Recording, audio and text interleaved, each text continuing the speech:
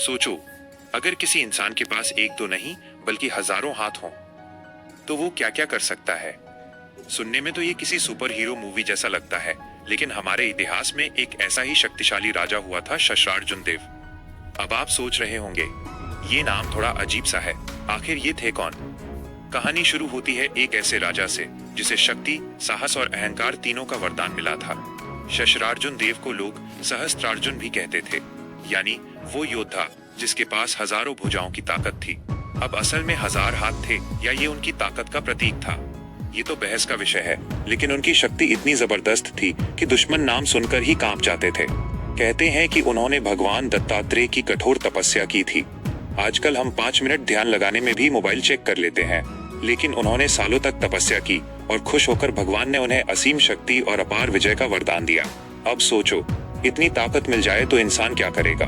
शुरुआत में तो शस्त्रार्जुन देव ने अपने राज्य को बहुत समृद्ध बनाया, जनता खुश, राज्य शक्तिशाली, सब कुछ परफेक्ट। लेकिन यहीं से कहानी में ट्विस्ट आता है।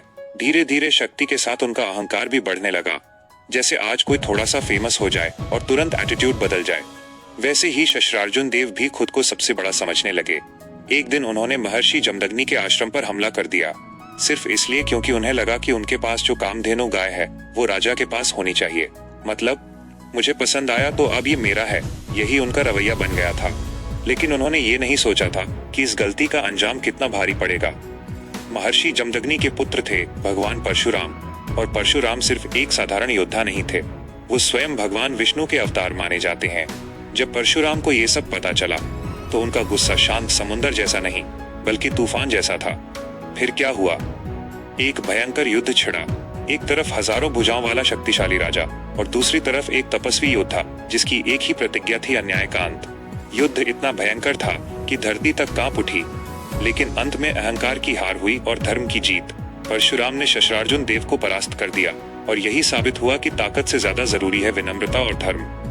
अब सोचो, अगर शस्त्रार्जुन देव अपने अहंकार को कंट्रोल कर लेते तो शायद आज उनकी कहानी एक महान राजा के रूप में सुनाई जाती, न कि एक चेतावनी के रूप में। तो दोस्तों, इस कहानी से सीख क्या मिलती है? सीधी सी बात है, अगर आपके पास ताकत, पैसा या टैलेंट है तो वो आपको बड़ा बनाता है, लेकिन अगर उसमें अहंकार आ गया तो वही चीज आपको गिरा भी सकती है। और हाँ, अगली बार अगर आपको लगे कि मैं ही सबसे बेस्ट हूँ, तो बस शस्त्रार्जुन देव को याद कर लेना, क्योंकि इतिहास गवाह है, अहंकार चाहे कितना भी बड़ा हो, अंत में उसे झुकना ही पड़ता है।